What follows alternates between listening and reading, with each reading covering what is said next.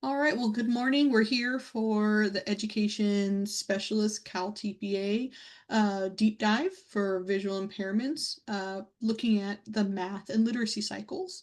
And we're talking about version 1, which is the first version for the visual impairments credential area. And today is October 15th, 2025. So let's go ahead and take a look at the next slide.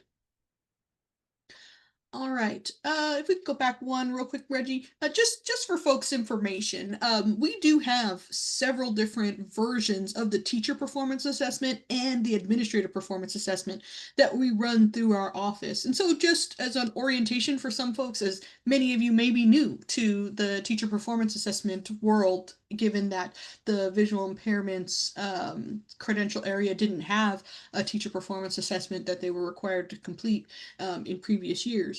The CalAPA is geared towards administrators. So there are 3 cycles that an administrator would complete as part of their program. So embedded in their coursework and their clinical practice, just like the teacher performance assessments are for preliminary credentialing programs. Now, the logos for CalTPA, there's 3 different logos, but there are more than one area under each of them. Well, except for PK3. My apologies for that. But the green logo is CalTPA. That is for multiple subject candidates, single subject candidates, and world language candidates. So if you see a green logo and green materials, that's typically for general education, single subjects, world language, multiple subject candidates.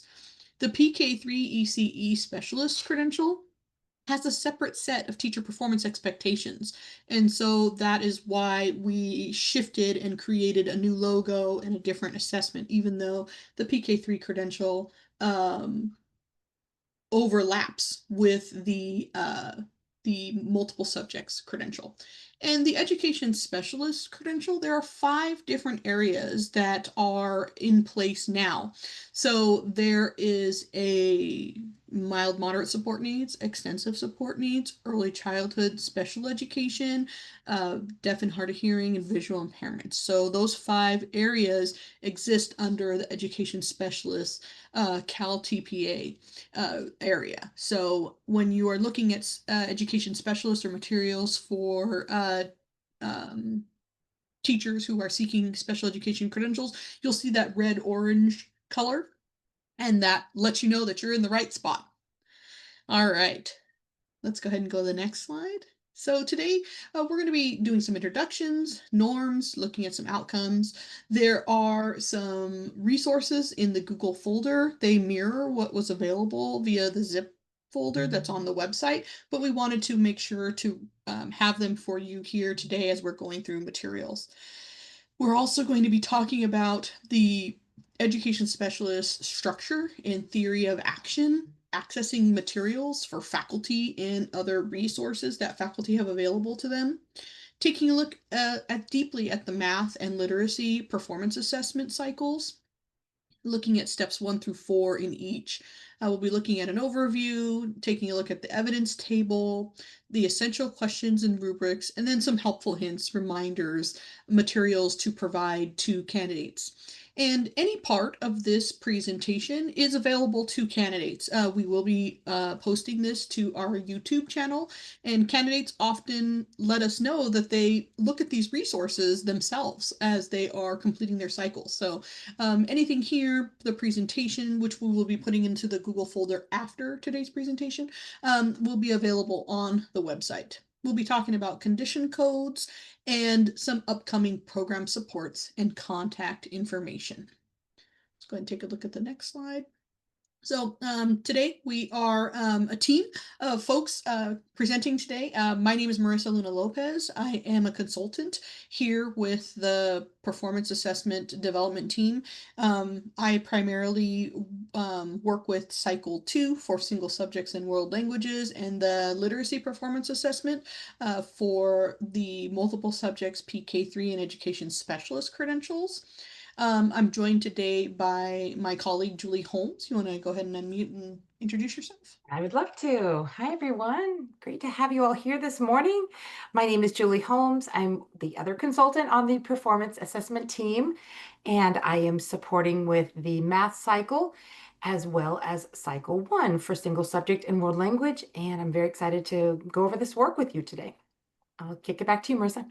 All right, we're also joined by our partner and colleague at Evaluation Systems of Pearson, Dr. Nichols, if you'd like to unmute and say good morning. Hi, good morning, everyone. Thanks for joining us today. My name is Reginald Nichols. I'm the Director of Assessment Programs. I work with the CTC and our colleagues, Lori Thornley and Xavier Webb, who could not join us today, making sure that things are moving smoothly as candidates submit their information. And I'm here to support the work here. So if any questions, technical questions, I'll be able to answer those as we go along. Thank you, Marissa. All right, go ahead and go to the next slide. So if you could sign in via the chat, include your name, position, and institution. And while we're doing that, we can probably head to the next slide. We're a small, very small group today, so just to cut down on background noise, we'll do the same thing. We'll turn our microphones off unless we're speaking. It's helpful if your camera is on, but if not, that's perfectly fine. The chat feature is available to post questions, but do feel free to unmute and ask questions. We always want to pose general questions, not program or candidate specific. There's always time for that. At the end, we try to avoid multitasking during webinars to make sure we hear all information, and we want to honor time of participation or participants by moderating participation. But again, we will absolutely be making sure to answer any questions. All right. So we have an overview of what we're doing today, version 1, step-by-step instructions. We'll be talking about rubrics. We'll be talking about assessment guides and materials, and support, looking ahead for program and candidate supports.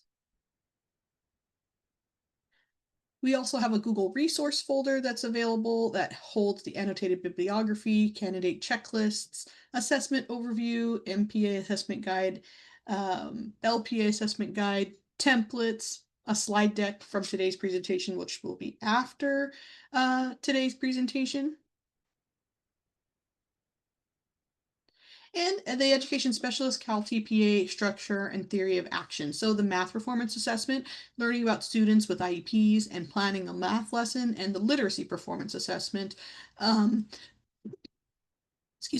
assessment-driven literacy instruction for students with IEPs. In that space and in both of those performance assessments, we plan, we teach and assess, we reflect, and we apply. So in both cycles, we do the same action, but in the math performance assessment, there is a different focus on planning and differentiation of learning. And then in the literacy performance assessment, there's a greater focus on the requirements that were put together by SB 488 and focusing on that foundational reading and the literacy skills. The next slide.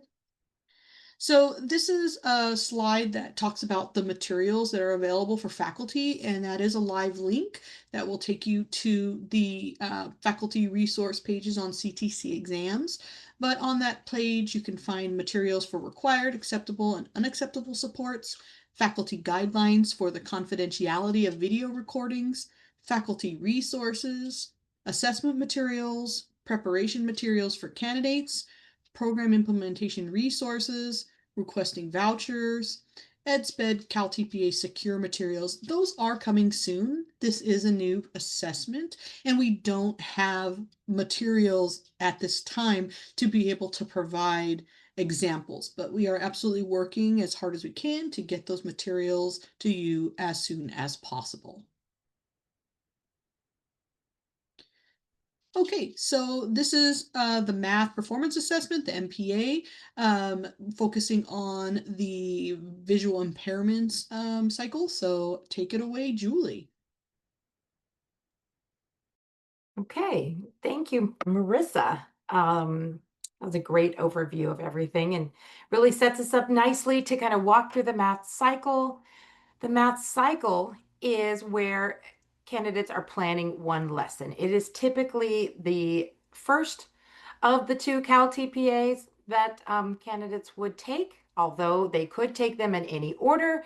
But as you hear Marissa go through the LPA later, the literacy performance assessment, you'll start to see that starting with the math is a good toe dip for candidates into learning and beginning a TPA cycle.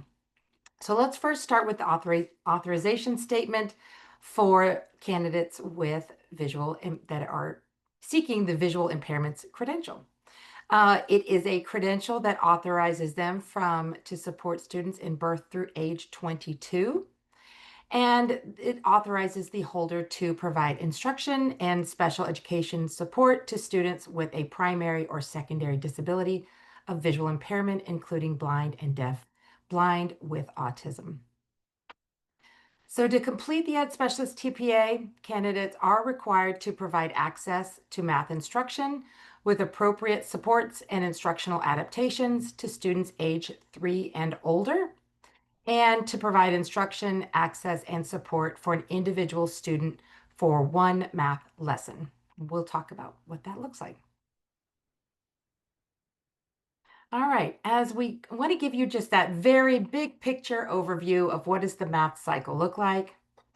It is a time where the candidate is planning, co-planning, or adapting one asset-based, multimodal, and/or multisensory UDL-focused math lesson that integrates the area or areas of the ECC relevant to math to support two learning goals.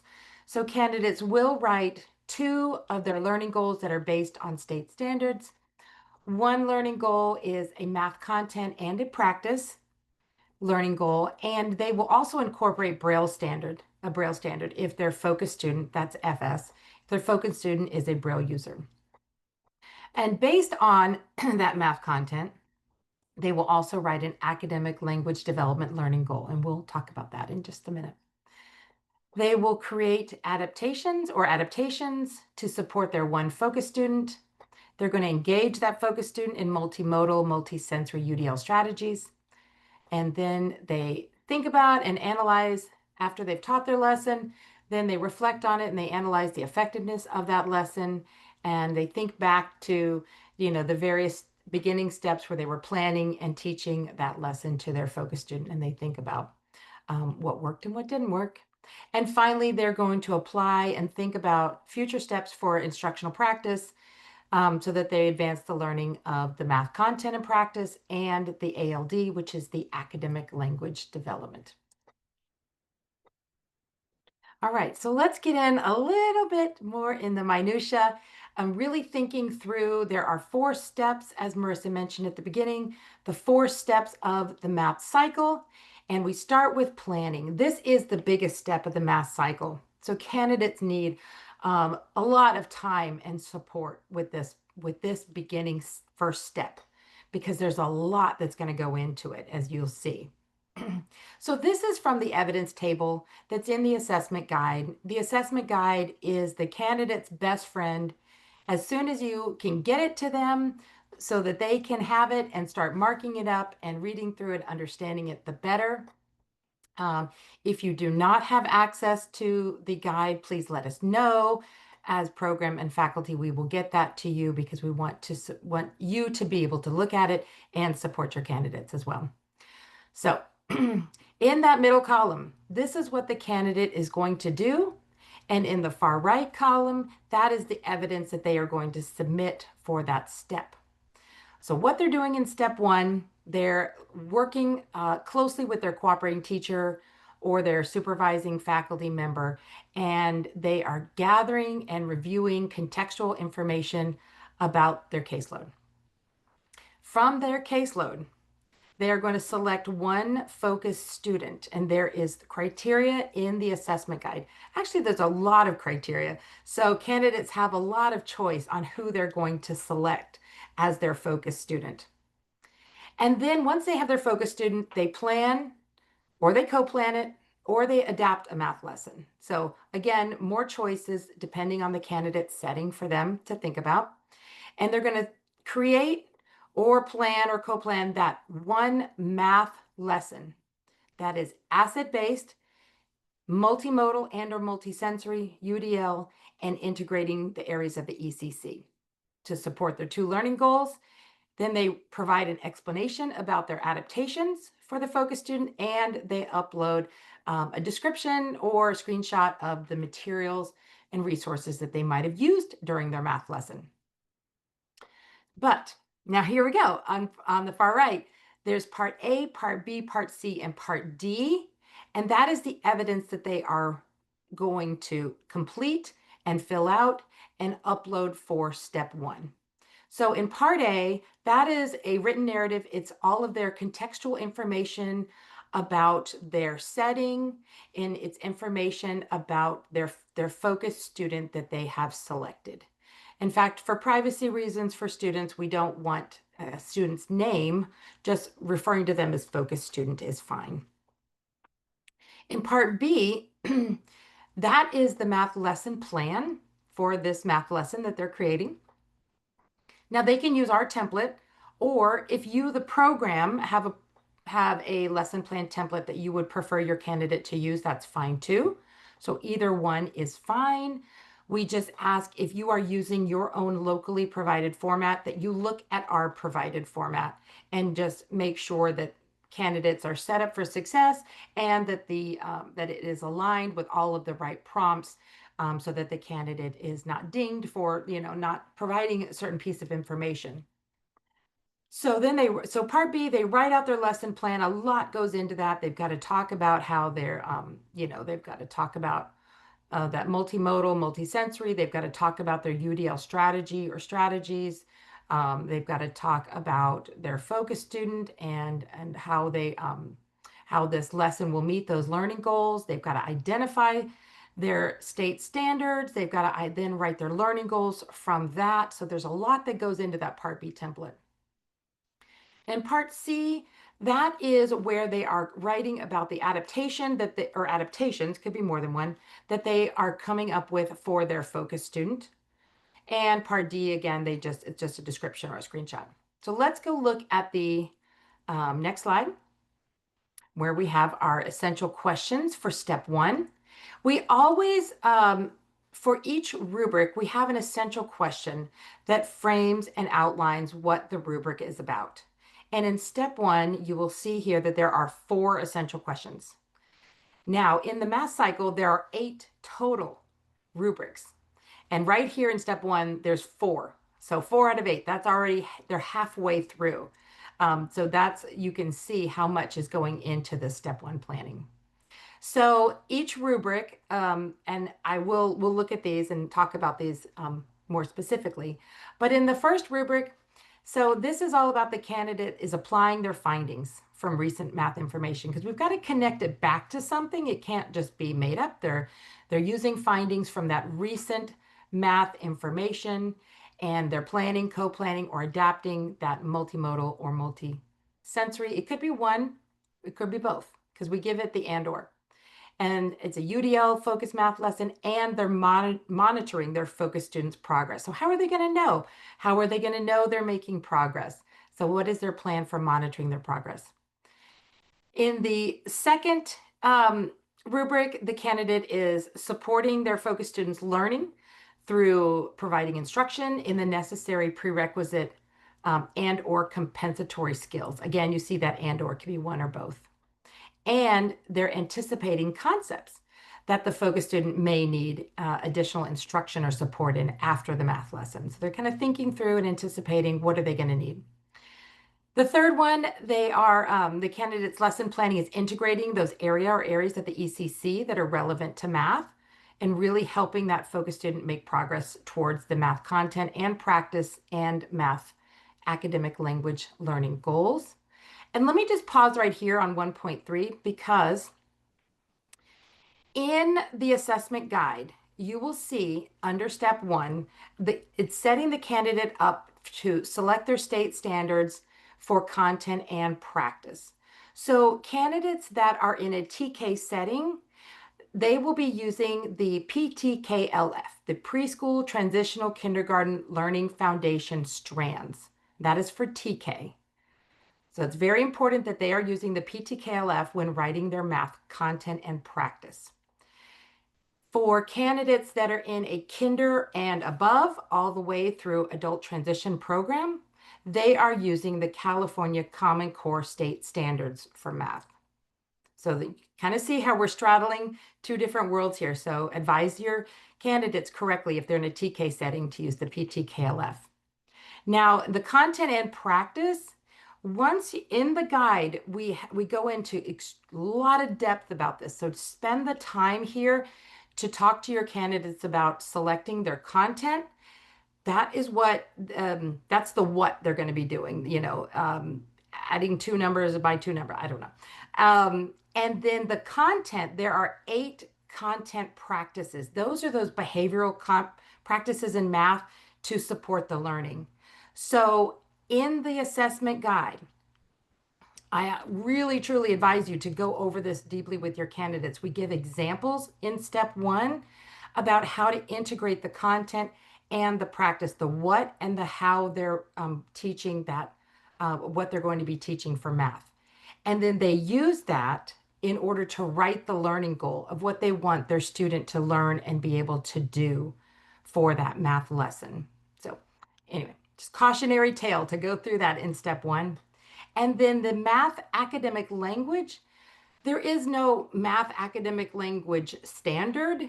This is created by the candidate using the language, the syntax, the expression, whatever it is to support the candidate in understanding and accessing the math information. Make sure that it is aligned. We don't want an academic language goal in math that is not related to the lesson. So we want that alignment. So anyway, I just wanted to set that up in cautionary tale for step 1. And finally, in the final essential question, the candidate is applying those recent information to plan those adaptations for the focus student based on their assets. And you'll see in parens, it could be visual slash sensory, could be a learning media, it could be a cultural, and or it could be a linguistic asset.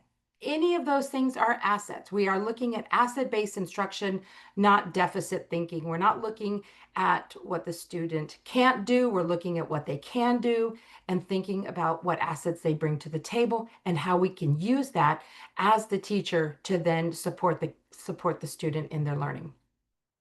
It also says it could be and or interest. So it could be an asset or an interest as well. Whatever it is that we can use to access to support the student. They will access and learning needs and thinking about their IEP goal or goals that are related to the math lesson. So a lot's going in here. Let's look deep dive into the rubrics real quick. So there are 4 essential questions. There are 4 rubrics for the math cycle. I am going to need my little gold glasses here. All right, so quick lesson about analytic rubrics for the CalTPA, because I'm assuming for many, this is your first time using a CalTPA rubric. And so just want to quickly go over this so you all understand and you can go over this with your candidates, because once you get it, it makes so much sense. There are 5 levels in a rubric. We always start and target for level 3. That is where scoring begins. Level 3 meets the TPEs. So start at level 3, and each little paragraph there, you'll see 1, 2, 3, 4, 5 paragraphs. We call those constructs. So go through each construct with your candidates and talk about it again, and talk about it some more, because you'll notice things like an and or this, and this. So there's multiple kind of levels within each construct, and they've got to provide clear evidence within those templates that they're submitting, those part A, B, C, and D, to meet that construct. So start with level 3, walking through with your candidates, each construct, looking for clear evidence. It's completely acceptable to put them, to put candidates together, peer to peer. They chat about it. It's acceptable for you as faculty to be meeting with candidates and talking about it as you are kind of coaching them and supporting them, not doing the work for them, but coaching them through this and answering their questions. Absolutely. We want you answering their questions. This is meant to be an embedded supportive process. With that, another little tip that Marissa always had her candidates do, which I think this is a great tip, is to go through each construct in level 3 and just flip it to a question. So asking the candidate, you know, does your lesson planning, co-planning, or adaptations use recent math information, etc. And asking them, and they say, yes, I did all that. Okay, well, where? Show me. And so that's another group activity they could be doing. So I think that that's a great strategy. So as you look through each construct in level 3, looking at this is how they are scored. This is the evidence that the assessor will be looking for, that their lesson plan is using recent math information about the focus student, and to develop that one appropriate grade level math language goal that includes both content and practice. And that goes back to, are they in TK? They're using PTKLF. Are they in kinder and above? Then they're using the California Common Core state standards for math. And the practice is the same for PTKLF and for California Common Core. So they've got to write that clear math learning goal based on the appropriate state standard. The second construct, it's very much the same thing, but it's about the math academic language learning goal that they're going to write and making sure it aligns. Now, if the focus student that they select is a Braille user, then they would also answer this construct where the candidate's lesson planning is clearly using appropriate grade level Braille math standard or standards when they develop their learning goal. So this goes back to the math learning goal. If the focus student they use is a Braille user, then they need to incorporate that Braille standard into their math learning goal.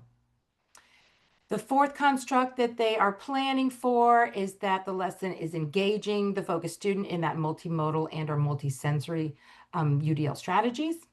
And finally, that they are how they're gonna monitor the focus student's learning during the math lesson. If at any point in level 3, clear evidence is not found, whether it's vague or minimal or a little unclear or an attempt, then it moves down into the level 2 column. Whenever evidence is not found or lacking, it moves down to the level 1 column. And hypothetically, all the evidence in level 3 is found, awesome. Then they can move up, the candidate can begin to think about that level 4 construct. That's the above and beyond. And a level 5 would be above, beyond, and wow, beyond expectation. So again, shoot for the level 3. We want level 3 teachers. We love level 4 and level 5, but you have to get to the level 3 first in order to consider the 4 or 5. So that's how understanding the rubrics kind of follows. And I just want to point out at the very bottom of level 1, the very last construct, it says the candidate's math lesson plan contains inaccuracies in math content, or they do not use grade level standards. That means if they didn't use, hypothetically, grade level standards, then they would receive a level 1 on this entire rubric. So all of that work, just because they didn't use grade level standards. Oftentimes we see this with ed specialists. They're using the grade level, or they're selecting, the grade level that they think that the student is working at, instead of the actual grade level that the student is in. So if they are teaching an 8th grader and they have an 8th grade focused student, then they need to select an 8th grade math content standard. They would not say this eighth grader is working at a fourth grade level, so I'm going to select a fourth grade math standard. No, that's not the way it works. They are selecting the actual grade level that the student is at, and then they are using the learning goal of what the student will be able to learn and do, and that's where they scaffold to get and help support the student in getting to reach that grade level standard. Okay, I will pick up the pace. Sorry, I had to do a lot of groundwork. Let's go to the next rubric in 1.2. There are, again, looking at level 3, there are 2 constructs where the candidate is purposefully planning how they're going to support that focus student's learning by providing the necessary prerequisite and or compensatory skills related to the math lesson. And they're going to think about and anticipate those concepts that they might need after the math lesson. Let's go to 1.3. There's only one construct here. How they're integrating the areas of the ECC that are relevant to math to support the focus student in making progress in content and practice. You'll see the ands are highlighted and bolded, and the math ALD. So in meeting both of those learning goals. And finally, the last rubric in step 1 is there are four constructs in level 3, and how they're planning that this is all about the adaptations for that focus student, and are they clearly informed by and connected to recent information. So we were looking for both. We're looking for how are you connecting that, how are you informed by this in order to make this adaptation, and what is it connected to? Like, what recent information? Did you make it up? No, we hope not. We don't want that. We want you connecting it back to that recent information that you've already gathered. And then you're describing those adaptations, building on those assets that the focus student brings, and explaining how those adaptations will support their access and learning needs. Again, this is hypothetical. This is the plan. So this is how I hope that these adaptations will support the student. But again, they haven't taught the lesson, so they don't actually know yet. This is all the hypothetical planning. And then they're clearly addressing that focus students' learning needs and their IEP goal or goals that relate to the areas of the ECC relevant to math.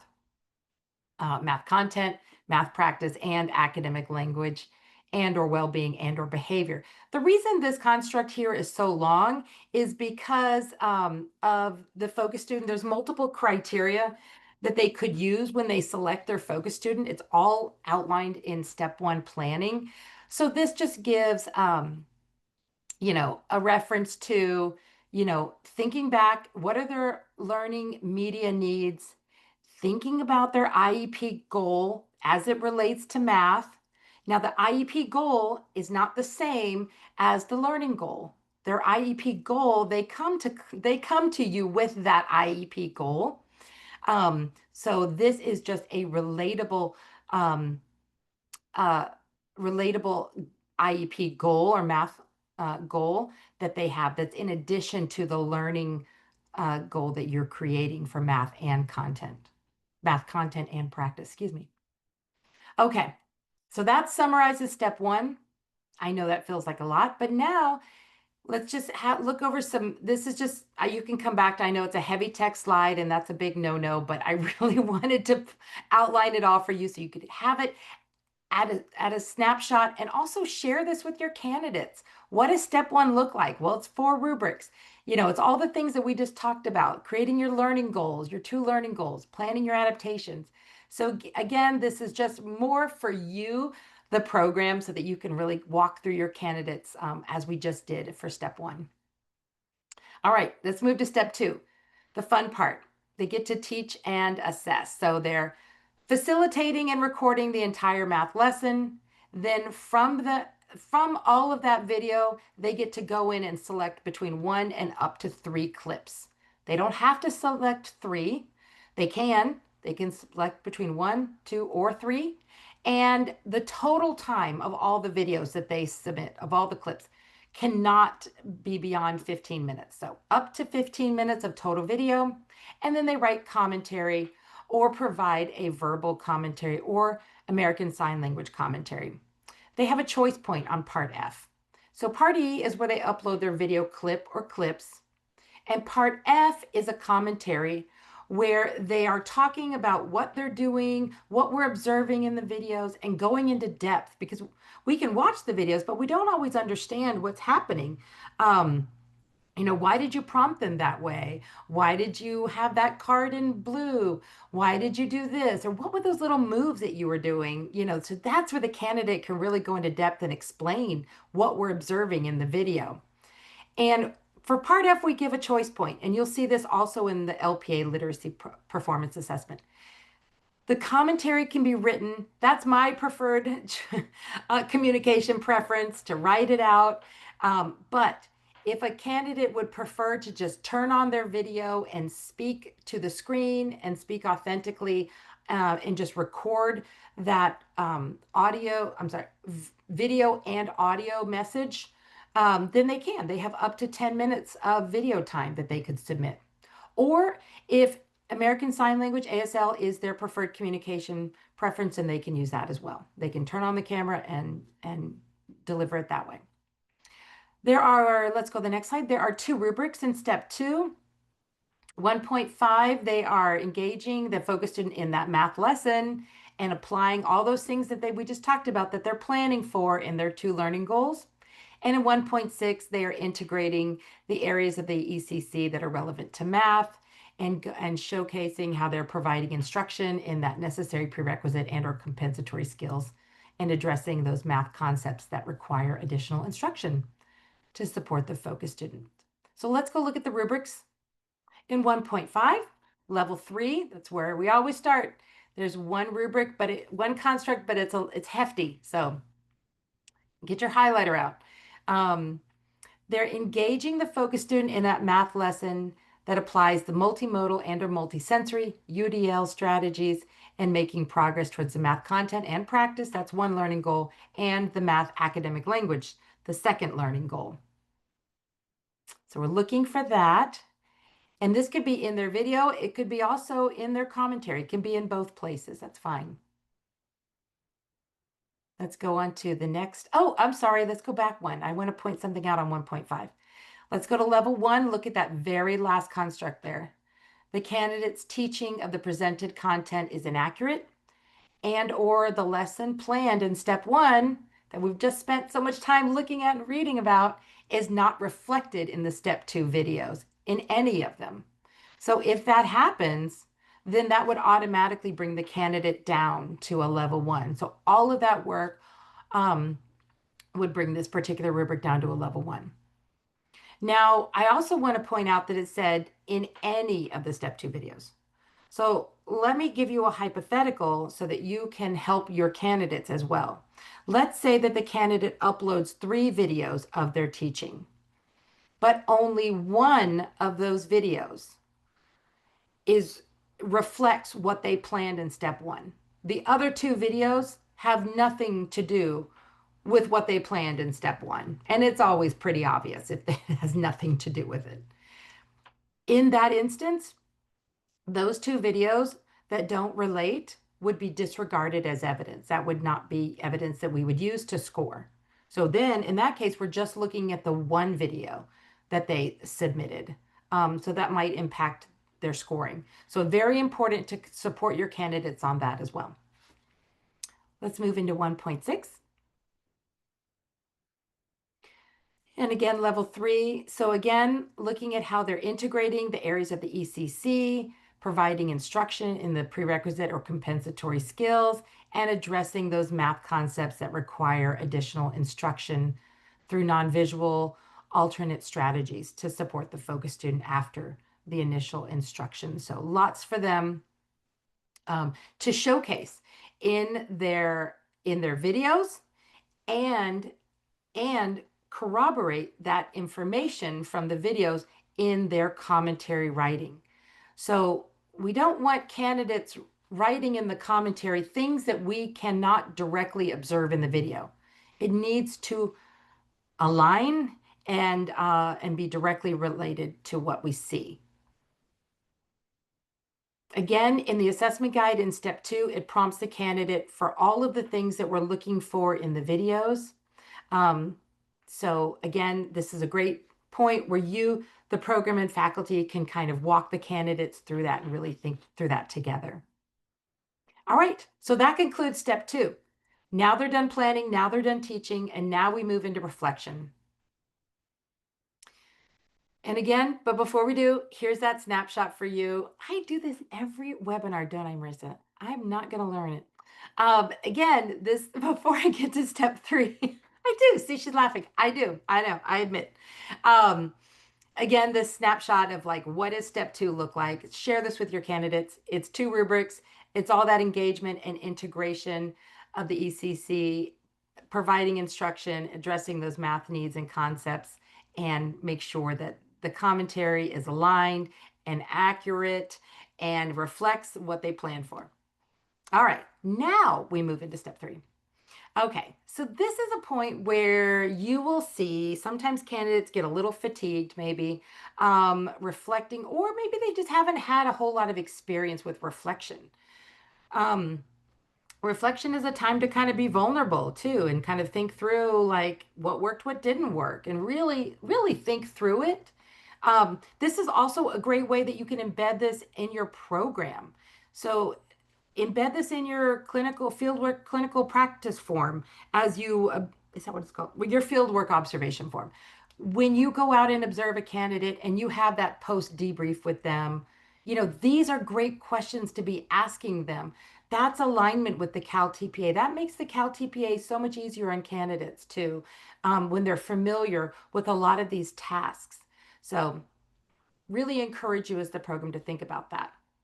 So step 3, they are reflecting and they are answering evidence on part G, just one template. So they're thinking through their asset-based, multimodal, and or multisensory UDL math lesson, and they're gonna think about and pull in some evidence from their planning in step 1 or when they were teaching it in step 2, and really pull in that evidence to really kind of back up their reflection and analysis. So let's look at the rubric. There is only one rubric for step 3, assess.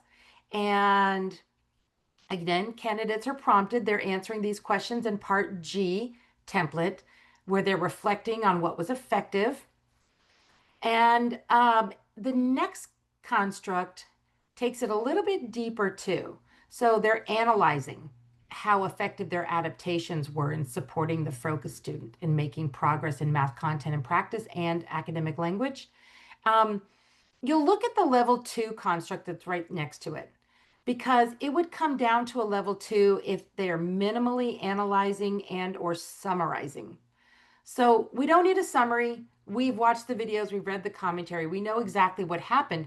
We want to hear from the candidate how they're breaking that down and analyzing those adaptations that they planned for and then taught. How did they work? Did they not work? What would they have done differently? What was unexpected? So anyway, just for you to think about and encourage your candidates. They're again reflecting on the integration of the areas of ECC, and they are referencing evidence from their teaching, their planning and or teaching. And now a snapshot of step 3. It's one rubric, it's reflection, it's a time to analyze, not summarize. So break down, look for trends, patterns, unexpected learnings, things like that. And then, of course, encourage your candidates they've got to reference that evidence from 1 or 2. Just a little bit of evidence of backing up what and supporting their reflection. And now step 4, where they apply it all. And there is, again, there's one rubric and there's one template here, part H, where they're applying what they've learned. It could be a written or it could be a verbal, 6 minutes of verbal recorded message, or it could be American Sign Language, but they're thinking through all that they've learned and they're describing their future steps for math instruction. So let's go look at the essential question. They think about those areas, integrating the areas of the ECC relevant to math, practice, and academic language. And let's look at the rubric. This is the final rubric in the CalTPA for the math lesson. Level 3, there's 3 constructs, and looking for their application of what they've learned. They're going into depth and describing, what they're going to do for the future, how they're going to integrate those areas of the ECC to support them. And that is based on something, right? Because we've gone through this whole planning, teaching, and reflection. So pull from that. And candidates should really focus on and pull from what they've learned. And now I know where we are, so here's where we're going to go in the future. And they describe those future steps to advance their learning for content and practice and academic language. And just like in step 3, they're reflecting on appropriate evidence from planning, teaching, and or their reflection. And they're using all of that to create those future steps for math.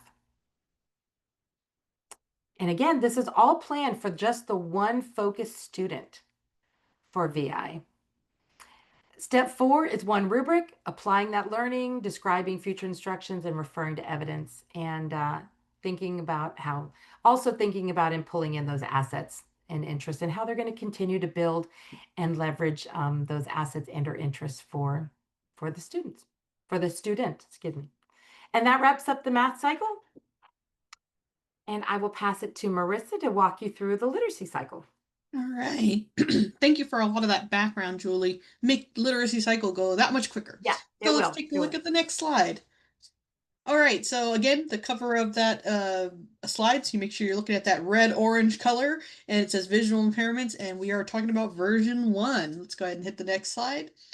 This is on page V of the front material, restates the authorization for the credential, and also it talks about in this space the settings that are appropriate and not appropriate for video recording. This credential authorizes teachers to work with candidates or children from birth to age 22, so young adults. And for the purposes of this assessment, even though a student could be a lot of different ages, the students need to be aged 3 and older, and we'll be referring to candidates as the folks who are participating and completing the performance assessment, and students as the children and youth that they are serving. And like in cycle 1, like in the math performance assessment, they will be teaching an individual student with an IEP. So the whole performance assessment is geared towards one student. Go ahead and hit the next slide. So just an overview, must be completed with a student with an IEP. The candidate will plan 3 to 5 literacy lessons. They'll teach and video record all lessons and assessments. After that summative assessment, they will use that data to determine some next steps. They'll reflect on their progress and then reteach or extend to support their focus students' literacy development. Let's go and take a look at the next slide.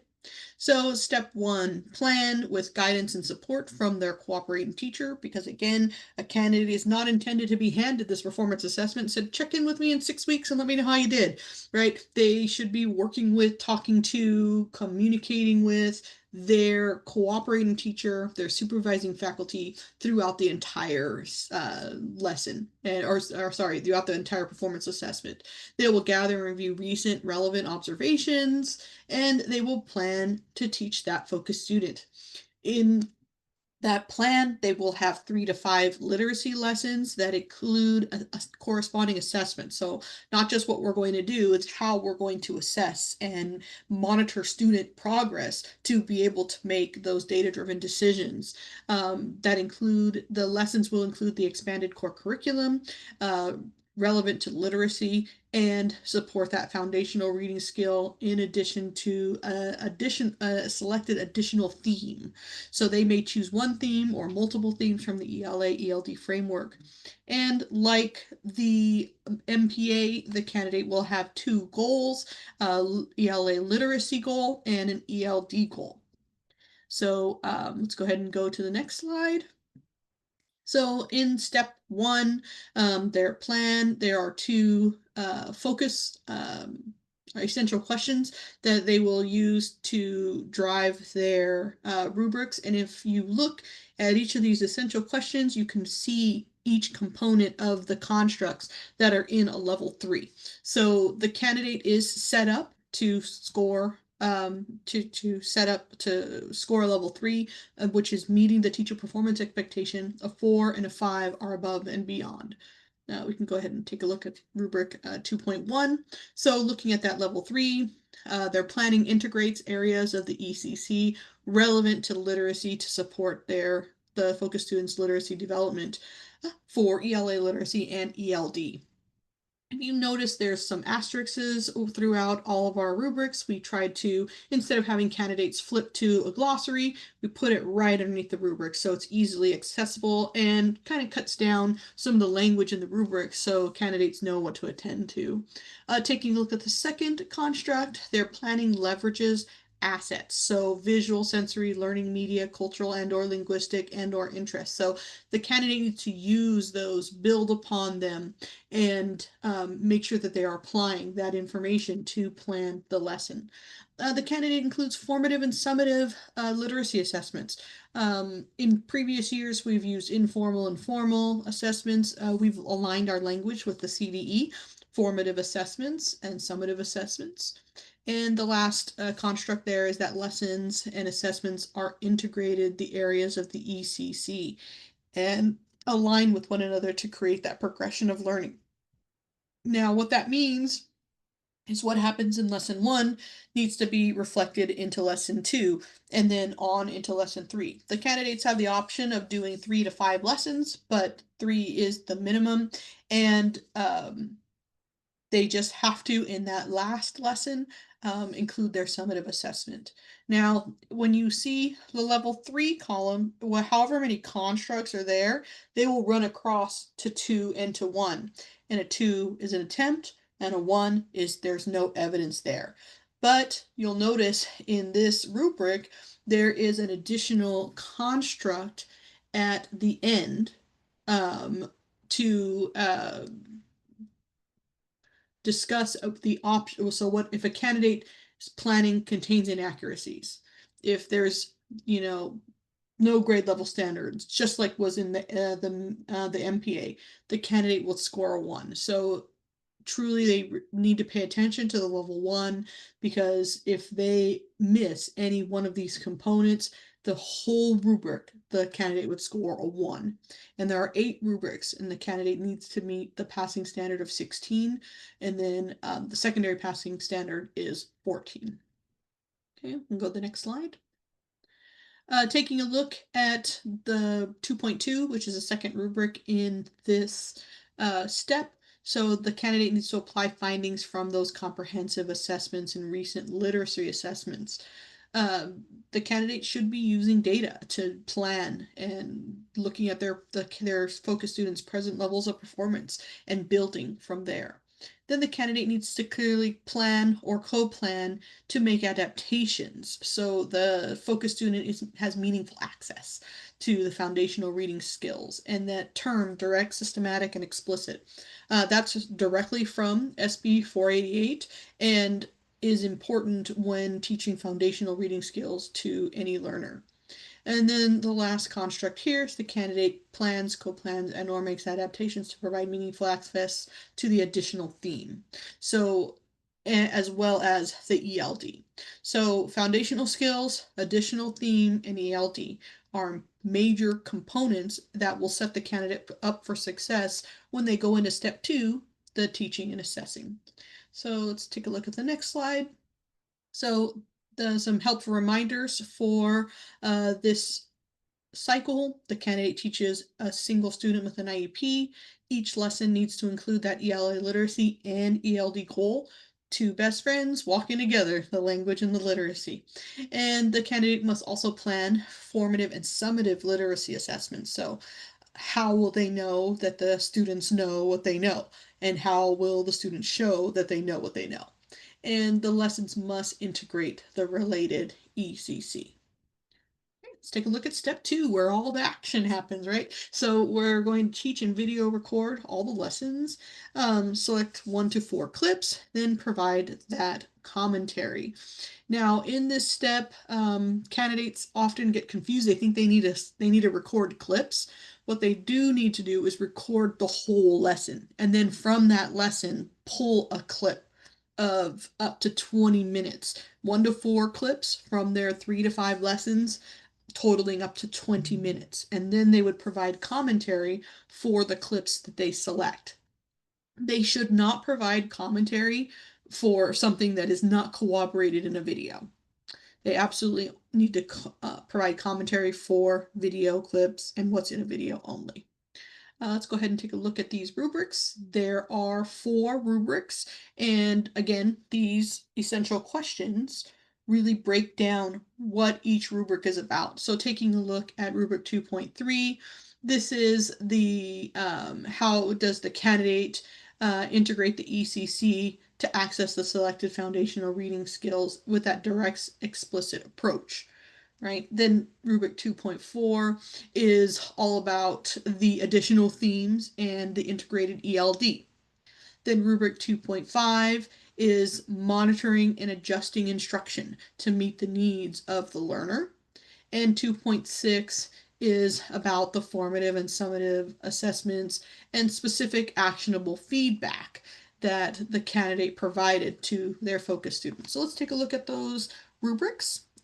And again, the level 3, that's where assessors are trained to start, because they are trained to get a submission and assume that's a passing submission until proven otherwise. So taking a look at the level 3, candidate provides instruction and support to actively engage the focus student in the integration of the ECC relevant to literacy access, the selected foundational reading skill. So that's where that foundational reading skill comes in, and that direct and systematic, the direct and explicit approach. The systematic part is typically in their plan. Then the candidate clearly explains. So typically when you see in these rubrics provides instruction, that's something that we'll see in a video, whereas when they explain something, that will be something that we'll see in commentary. Now, taking a look at level 1, this there are a couple of spots in here where a candidate may struggle. So a candidate's teaching of the selected foundation reading skill is inaccurate. If a candidate is saying something is a foundational reading skill and it really isn't, then that's inaccurate. Or if they are the learning segment is planned differently. So if they plan a learning segment and they don't teach that learning segment, then they'd score a 1 on this rubric as well. So it's important to attend to what's in a level 3, but also make sure that what's in a level 1 is also not true. So you want to make sure that if you hit everything in a level 3, it's important to just also be aware of some of the issues that come up in level 1. Let's go ahead and take a look at 2.4. So this is where the candidate is providing instruction in the additional theme, and also where they are supporting the focus student with that English language development. So again, the first construct there, providing instruction, that's something we'll see in a video. And then the second construct, candidate clearly explains. And so that's typically something that we would see in commentary. All right, let's take a look at 2.5.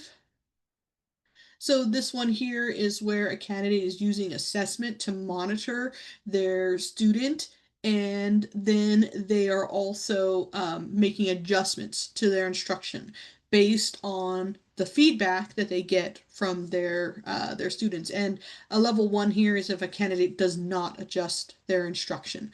So it's important that candidates move at the speed of students, but also keep them at a pace. Let's go ahead and take a look at rubric 2.6.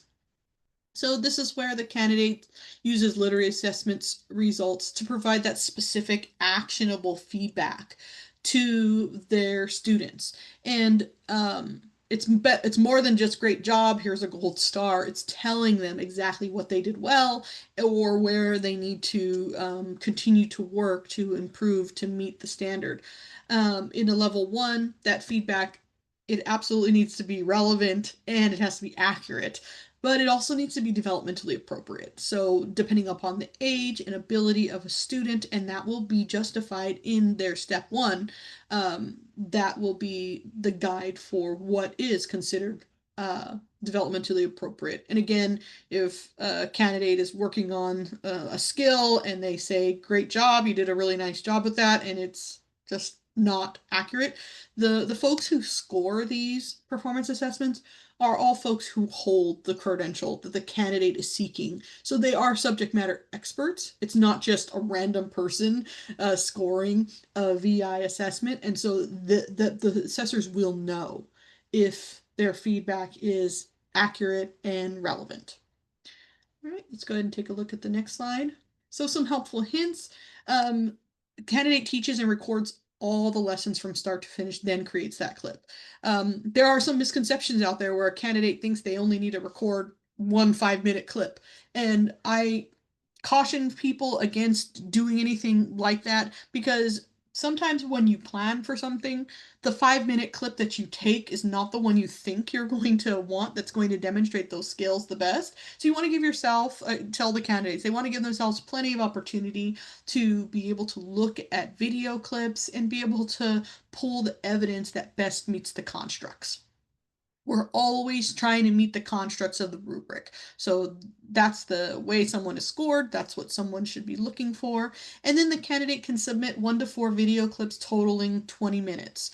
So what an assessor will do is start with the first video clip and watch it for however long it is. Now, let's say the first video clip is 5 minutes.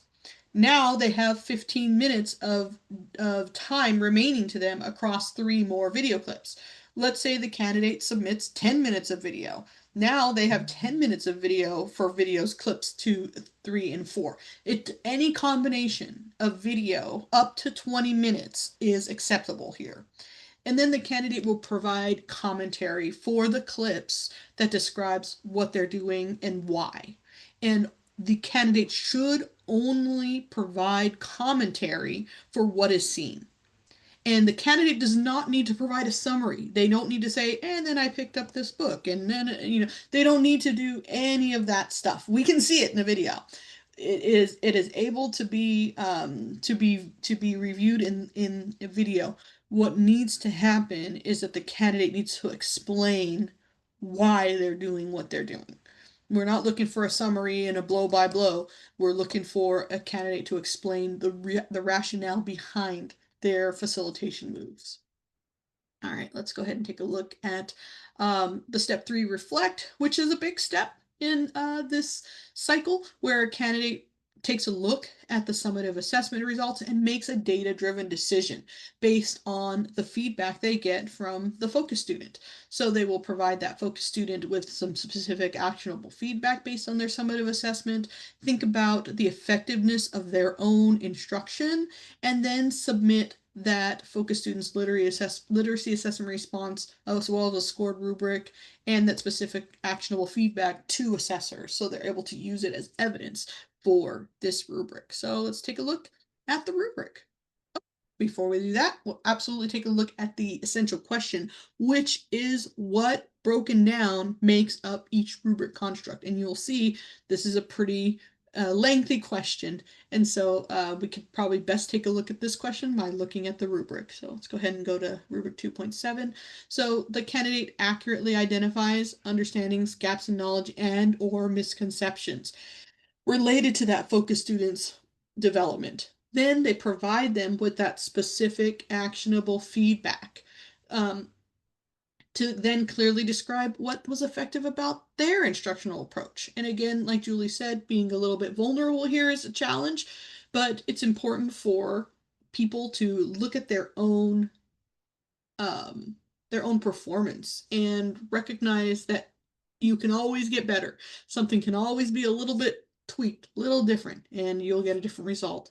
Then the candidate needs to explain what instructional changes they would make if they taught the learning segment again, and not that if I taught this again next year to a different group or to a different child. It's if they could start over again with the same student with the information they have now, what would they have done differently?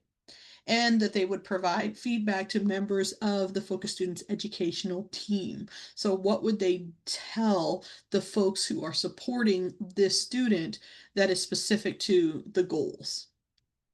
All right, and let's take a look at the helpful hints for this step. Again, data-driven decision making.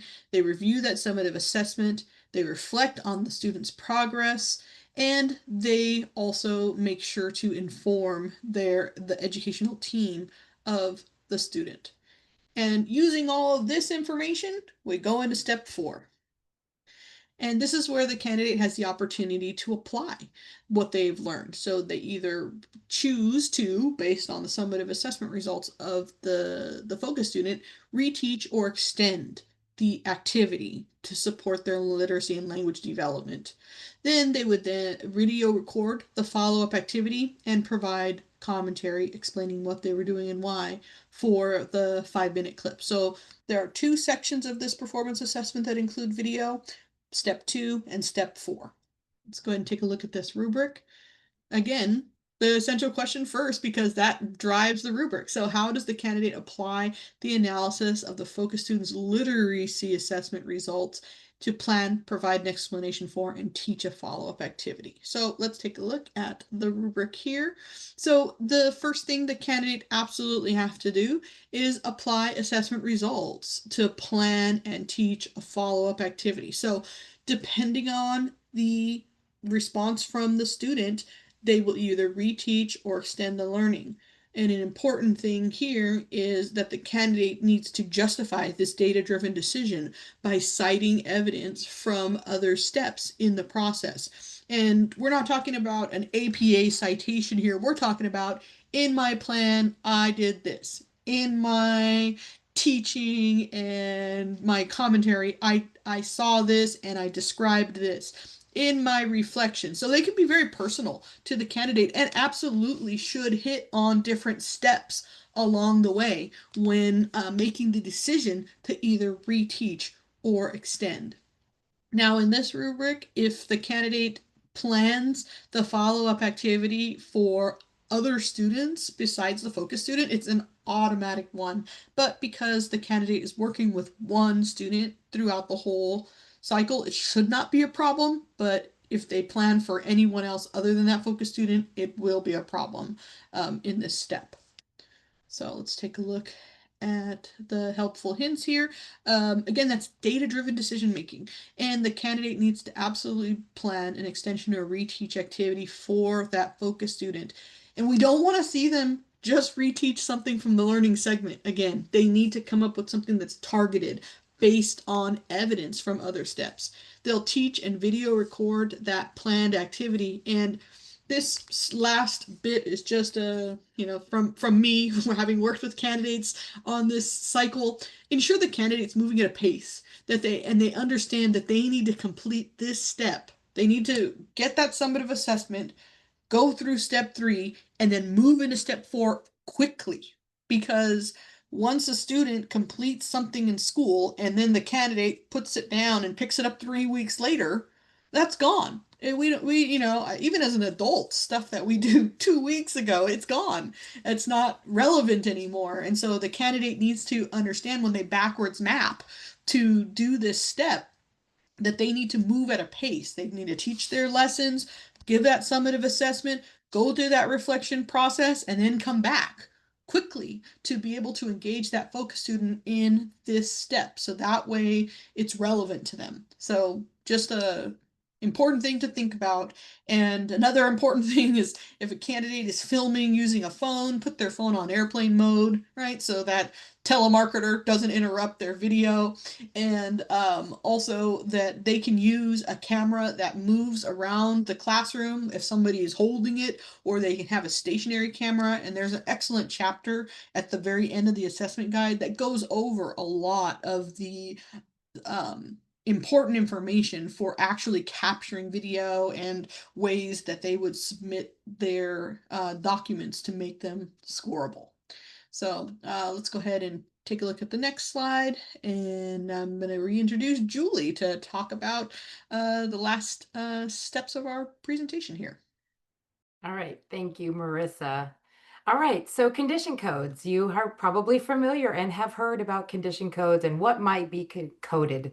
A condition code means that something in the submission is incomplete. We do not have a complete submission to score, and so the candidate is given a condition code and it is sent back to the candidate to work with you, the program, to remediate and revise and then resubmit. Let's look at what condition codes are possible with this version 1 assessment. These are all on the CalTPA website, so you can bookmark it and talk about it. But basically what you're looking at here is these codes, there's a technical issue for why we cannot score this complete submission. Maybe a document's illegible, an audio file can't be heard or played, or it's unintelligible, we can't understand it. They upload the wrong document. We've seen many times where candidate uploads the same document twice. And so that means they've left out very important information because they've uploaded a document twice. So really important to have your candidates slow down when they're submitting. I know that they're all trying to reach a deadline, and I get that, but they've really got to start the process of uploading their information days prior to the deadline, the submission deadline, so that they have time to double check that they've submitted the right information, that it's in the right format, so that no condition codes will be coming back to this candidate. As Marissa mentioned, there is a chapter at the end of this assessment guide that's called Submitting Your Evidence. So it talks about the supported file formats for video. So when they upload their video clips, or if they decide to do a video instead of a written commentary, they can look at what is acceptable. Is an MP4 acceptable? Yes. Is this type? There's like 8 different types of file formats that are acceptable. So talking to them about that. Now, if your candidate does receive a condition code and it comes back to the candidate, sit with them, discuss, look at why that might have happened. If you need support from us here at the commission, you can reach out to us at our website that we're going to share our email, the EdSp CalTPA at ctc@ca.gov email address. So you can always reach out to us, the program, and we can support you there.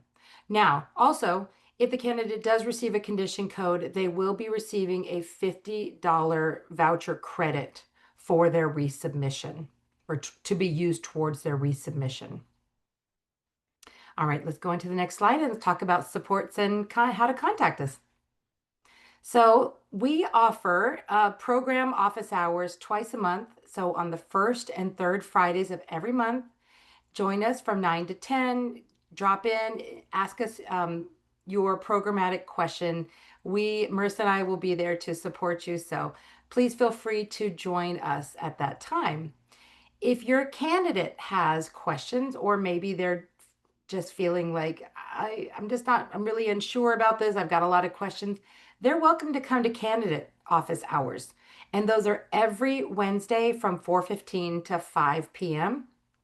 And the link to both of these is within PSDE News. So if you are not subscribed to PSDE News, please go onto the commission website and subscribe to that one as well. And every month we host a PLC, a professional learning community. This is a time for all of you working in CalTPA or Ed Specialist CalTPA, as well as the AP world. They have a separate one, to come together and talk about best practice. We'll occasionally host a guest speaker. We just had one about a week ago, and it was a really, really great experience. And programs were able to kind of come together and share and support one another. So this is a time for you. All right, and let's talk about the next slide, which is our Digging Deeper sessions. We host these monthly. Again, we post this in PSDE News. We just had one about a week ago called Program Guide and Candidate Supports. That's the second one listed. That was our October one.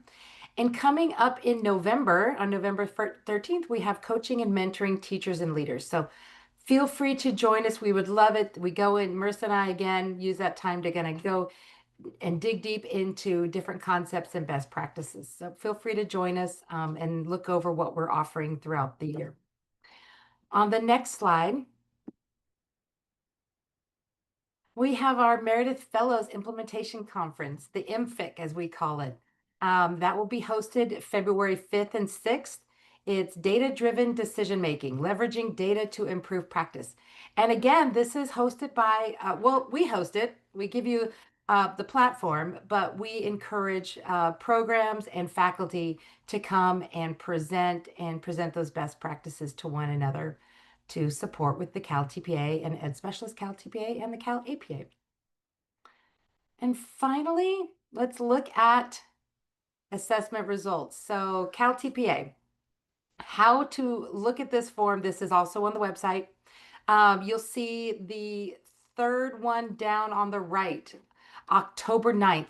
That was the submission window where candidates could submit. And if you look over to the left, October 30th is when they will be receiving their scores. So the next window, if we go back to that far right column, is November 6th. That's the next submission deadline. And if they submit by that date, by midnight of that date, then they will get their scores on November 25th. So you can see these are offered monthly, sometimes twice in a month. So this outlines, it helps you and your candidates kind of backwards plan their submission for the math cycle as well as then the literacy cycle.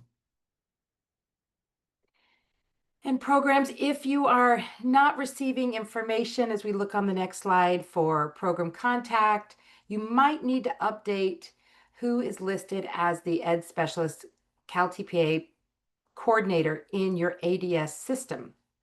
Marissa and I cannot update this for you. You have to log in to your ADS for your program. So talk to your dean or your director and whoever can help you with that login and update your CalTPA information there. So this kind of guides you through it on the CalTPA Faculty Resources website. Now you can also subscribe to our listservs. We have a CalAPA listserv, a CalTPA, and an Ed Specialist CalTPA listserv. So whenever we have important information to push out to the field, this is how we send it out through our listserv. So please click here and subscribe. It'll take less than 15 seconds. It's very fast. And we just want to say thank you on behalf of our team for coming today. We wanted to remind you of who you can contact when you have those questions. If they are policy related and the CTC staff can answer those, then we have 3 different inbox, one for CalTPA, one for Ed Specialist CalTPA, and one for CalAPA. And if you have technical questions for our contractor, Pearson / evaluation systems, it's kind of interchangeable. A candidate can't log into their account, they're having trouble getting registered, things like that, those technical questions. Then the second one down is for you for the es-sped-caltpa@pearson.com. So they can email that inbox specifically for technical questions. And then we have our website there at the bottom, ctcexams.nesinc.com. And that bookmark, and that gives lots of information and resources. So thank you so much for coming today, and we're happy to get you started for the VI candidates. And please reach out and come to our different monthly offerings and office hours, and we can further support you with your questions.